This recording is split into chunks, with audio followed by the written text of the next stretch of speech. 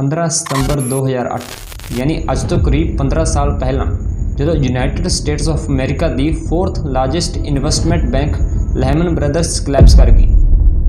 This week, U.S. investment bank Lehman Brothers collapsed, unleashing a global financial crisis.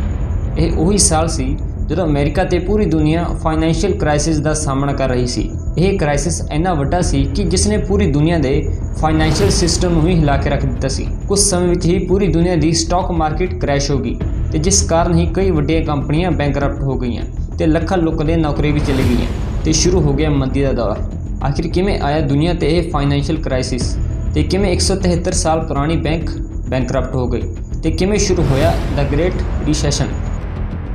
ਇਸ ਮੰਦੀ ਦੀ ਸ਼ੁਰੂਆਤ America ਤੋਂ ਸ਼ੁਰੂ ਹੋ ਕੇ ਯੂਰਪ, ਫਿਰ ਏਸ਼ੀਆ ਤੇ ਫਿਰ ਪੂਰੀ ਦੁਨੀਆ ਵਿੱਚ ਫੈਲ ਗਈ, ਕਿਉਂਕਿ ਜਦ ਅਮਰੀਕਾ ਵਿੱਚ ਕੋਈ ਵੀ ਡਾਊਨਫਾਲ ਆਉਂਦਾ ਹੈ ਤਾਂ ਉਸ ਦਾ ਇੰਪੈਕਟ ਪੂਰੀ ਦੁਨੀਆ ਵਿੱਚ ਦੇਖਣ ਨੂੰ ਮਿਲਦਾ ਹੈ। ਤਾਂ ਅਮਰੀਕਾ ਦਾ ਫਾਈਨੈਂਸ਼ੀਅਲ ਸਿਸਟਮ ਕ੍ਰੈਸ਼ ਵੀ ਪੂਰੀ ਦੁਨੀਆ ਵਿੱਚ ਫੈਲ ਗਿਆ। ਇਹ ਫਾਈਨੈਂਸ਼ੀਅਲ ਕ੍ਰਾਈਸਿਸ ਦੁਨੀਆ ਦੇ ਸਾਹਮਣੇ ਤਾਂ ਸਾਲ 2007 ਤੇ 8 ਵਿੱਚ ਆਇਆ ਸੀ, ਪਰ ਇਸ ਦੀ ਸ਼ੁਰੂਆਤ ਲੇਟ 19s ਵਿੱਚ ਹੋ ਗਈ ਸੀ, ਕਿਉਂਕਿ ਉਸ ਸਮੇਂ ਅਮਰੀਕਾ ਵਿੱਚ .com ਕ੍ਰੈਸ਼ ਤੇ ਟੈਰਰਿਸਟ ਅਟੈਕ ਵਰਗੇ ਘਟਨਾਵਾਂ ਹੋਈਆਂ ਸੀ। ਸਾਲ 1996 ਦੇ ਵਿੱਚ .com ਬਬਲ ਦੀ ਸ਼ੁਰੂਆਤ ਇੰਟਰਨੈਟ ਯੂਜ਼ ਦੇ ਵਧਣ ਨਾਲ ਹੋਈ। ਉਸ ਸਮੇਂ ਆਨਲਾਈਨ ਬਿਜ਼ਨਸ ਤੇਜ਼ੀ ਨਾਲ ਗਰੋ ਕਰ ਰਹੇ ਸੀ। ਇਸ ਗਰੋਥ ਨੂੰ ਦੇਖਦੇ ਹੋਏ ਇਨਵੈਸਟਰਸ ਆਨਲਾਈਨ ਬਿਜ਼ਨਸ ਵਿੱਚ ਕਾਫੀ ਜ਼ਿਆਦਾ ਇਨਵੈਸਟਮੈਂਟ ਕਰ ਰਹੇ ਸੀ। ਜਿਹੜੀ ਕੰਪਨੀਆਂ ਦੇ ਨੇਮ ਪਿੱਛੇ .com ਸੀ, ਜਿਵੇਂ ਕਿ pets.com, broadcast.com ਤੇ etoys.com ਵਿੱਚ ਇਨਵੈਸਟਰਸ ਹੈਵਲੀ ਇਨਵੈਸਟਮੈਂਟ ਕਰਨ ਲੱਗੇ ਸੀ। ਕੁਝ ਲੋਕ ਤਾਂ ਸਿਰਫ ਇਨਵੈਸਟਰਸ ਤੋਂ ਫੰਡਿੰਗ ਲੈਣ ਲਈ ਹੀ ਵੈਬਸਾਈਟ ਬਣਾ ਰਹੇ ਸੀ ਤੇ .com ਵਿੱਚ ਇਨਵੈਸਟ ਕਰਨਾ ਇੱਕ ਟ੍ਰੈਂਡ ਜਿਹਾ ਬਣ ਚੁੱਕਿਆ ਸੀ। ਕੁਝ ਸਾਲਾਂ ਤੱਕ ਤਾਂ .com ਬਬਲ ਤੇਜ਼ੀ ਦੇ ਨਾਲ ਬੂਮ ਹੋਇਆ, ਪਰ ਸਾਲ 1999 ਤੱਕ .com ਬਬਲ ਫਟਣਾ ਸ਼ੁਰੂ ਹੋ ਗਿਆ ਤੇ ਸਾਲ 2000 ਵਿੱਚ pets.com ਤੇ infosec ਵਰਗੇ ਕਈ ਆਨਲਾਈਨ ਕੰਪਨੀਆਂ ਬੈਂਕਰਪਟ ਹੋ ਗਈਆਂ ਤੇ ਸਾਲ 2001 ਦੇ ਆਉਂਦੇ .com ਬਬਲ ਪੂਰੀ ਤਰ੍ਹਾਂ ਨਾਲ ਬਸਟ ਹੋ ਗਿਆ ਤੇ 2001 ਵਿੱਚ ਹੀ ਉਸਾਮਾ ਬਿਨ ਲਾਦਨ ਨੇ ਵਰਲਡ ਟ੍ਰੇਡ ਸੈਂਟਰ ਉੱਤੇ ਹਮਲਾ ਕਰਵਾਇਆ ਸੀ, ਜਿਸ ਦਾ ਅਸਰ ਅਮਰੀਕਾ ਦੀ ਇਕਨੋਮੀ ਤੇ ਕਾਫੀ ਹੋਇਆ।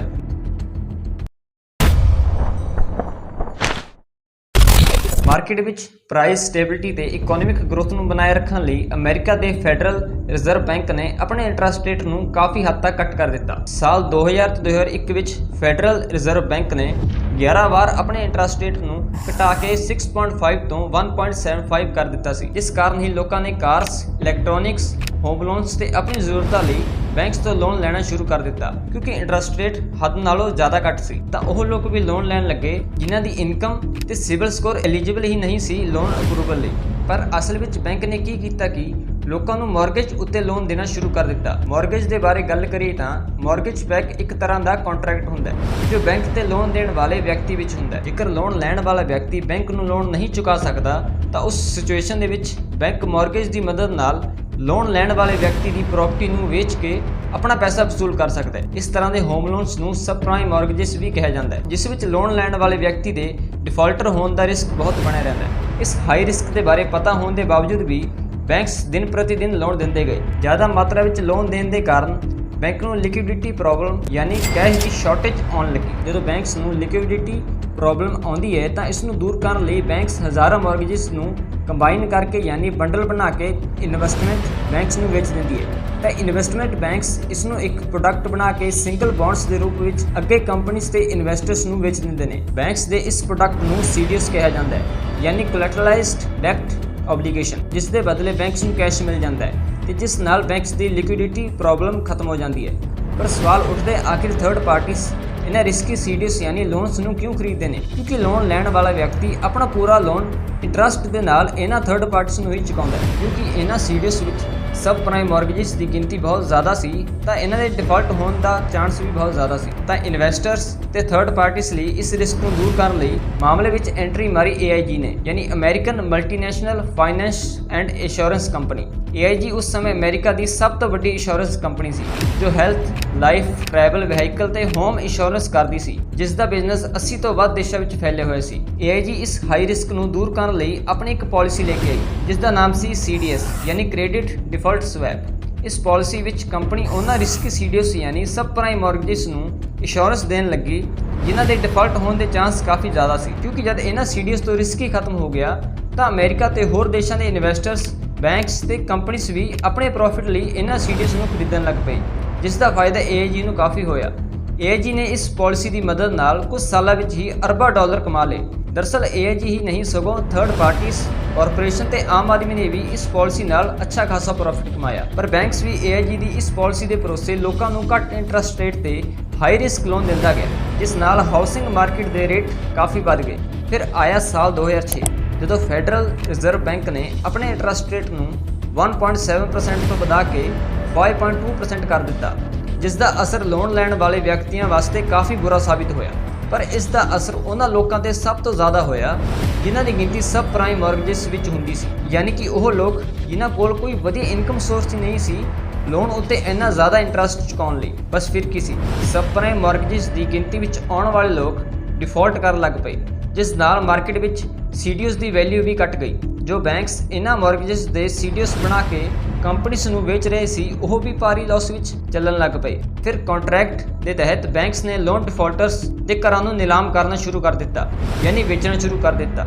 ਘਰਾਂ ਦੀ ਵੱਧਦੀ ਸਪਲਾਈ ਕਾਰਨ ਹਾਊਸਿੰਗ ਮਾਰਕੀਟ ਵਿੱਚ ਘਰਾਂ ਦੀ ਡਿਮਾਂਡ ਹੀ ਘਟ ਗਈ, ਜਿਸ ਕਾਰਨ ਬੈਂਕਸ ਨੂੰ ਖਰੀਦਦਾਰ ਹੀ ਮਿਲਣਾ ਬੰਦ ਹੋ ਗਏ, ਜਿਸ ਦਾ ਨਤੀਜਾ ਇਹ ਹੋਇਆ ਕਿ ਘਰਾਂ ਦੇ ਰੇਟਸ ਤੇਜ਼ੀ ਨਾਲ ਗਿਰਨ ਲੱਗ ਪਏ। ਕਿਉਂਕਿ ਜਦ ਉਹਨਾਂ ਨੇ ਘਰ ਖਰੀਦੇ ਸੀ ਤਾਂ ਘਰਾਂ ਦੀ ਕੀਮਤ ਕਾਫੀ ਜ਼ਿਆਦਾ ਸੀ, ਪਰ ਹੁਣ ਰੇਟ ਕਾਫੀ ਗਿਰ ਚੁੱਕੇ ਸੀ, ਤਾਂ ਪ੍ਰਾਈਮ ਮਾਰਗੇਜਸ ਨੇ ਵੀ ਡਿਫਾਲਟ ਕਰਨਾ ਸ਼ੁਰੂ ਕਰ ਦਿੱਤਾ, ਕਿਉਂਕਿ ਉਹਨਾਂ ਦੇ ਘਰਾਂ ਦੀ ਵੈਲਿਊ ਉਹਨਾਂ ਦੇ ਲਏ ਲੋਨ ਅਮਾਉਂਟ ਤੋਂ ਵੀ ਘਟ ਗਈ ਸੀ। ਦੇਖਦੇ ਦੇਖਦੇ ਹਾਊਸਿੰਗ ਮਾਰਕੀਟ ਪੂਰੀ ਤਰ੍ਹਾਂ ਕ੍ਰੈਸ਼ ਹੋ ਗਈ। CDOs ਤੇ ਇੰਸ਼ੋਰੈਂਸ ਪ੍ਰੋਵਾਈਡ ਕਰਵਾਉਣ ਵਾਲੀ ਕੰਪਨੀ ਯਾਨੀ ਅਮਰੀਕਾ ਦੀ ਮਲਟੀਨੈਸ਼ਨਲ ਇੰਸ਼ੋਰੈਂਸ ਕੰਪਨੀ AIG ਨੂੰ ਵੀ $100 ਬਿਲੀਅਨ ਦਾ ਲਾਸ ਹੋਇਆ, ਕਿਉਂਕਿ ਕਲਾਇੰਟਸ ਨੂੰ ਪੇ ਕਰਨ ਤੋਂ ਬਾਅਦ AIG ਕੋਲ ਇੰਨੇ ਫੰਡਸ ਅਵੇਲੇਬਲ ਹੀ ਨਹੀਂ ਸੀ ਆਪਣੀ ਕੰਪਨੀ ਨੂੰ ਚਲਾਉਣ ਲਈ। ਪਰ AIG ਨੂੰ US ਗਵਰਨਮੈਂਟ ਨੇ $85 ਬਿਲੀਅਨ ਦੇ ਨਾਲ ਬੇਲ ਆਊਟ ਕਰ ਲਿਆ, ਯਾਨੀ ਬੈਂਕਰਪਟ ਹੋਣ ਤੋਂ ਬਚਾ ਲਿਆ, ਕਿਉਂਕਿ AIG ਉਸ ਸਮੇਂ ਅਮਰੀਕਾ ਦੀ ਕਾਫੀ ਵੱਡੀ ਕੰਪਨੀ ਸੀ। ਲੈਹਮਨ ਬ੍ਰਦਰਸ ਇਹ ਪਹਿਲੀ ਇਨਵੈਸਟਮੈਂਟ ਬੈਂਕ ਸੀ ਜਿਸ ਨੇ ਮਾਰਗੇਜ ਮਾਰਕੀਟ ਵਿੱਚ ਐਂਟਰੀ ਮਾਰੀ ਸੀ ਤੇ ਹੈਵੀਲੀ CDOs ਬਣਾ ਕੇ CDOs ਵੇਚੇ ਸੀ।